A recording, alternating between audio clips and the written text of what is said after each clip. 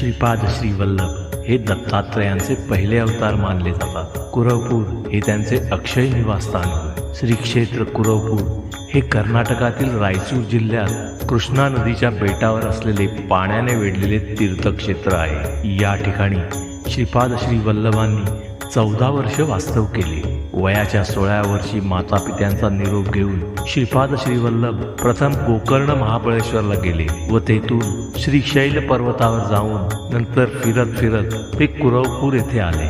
तेथे 22 वर्ष तपश्चर्या करून इथूनच ते अंतर्धान पावले। याच तीर्थक्षेत्री श्री दत्त अवतारी योगीराज श्री वासुदेवानंद सरस्वती टेंबे स्वामी यांना दिगंबरा दिगंबरा श्रीपाद वल्लभ दिगंबरा या मंत्राचा साक्षात्कार झाला।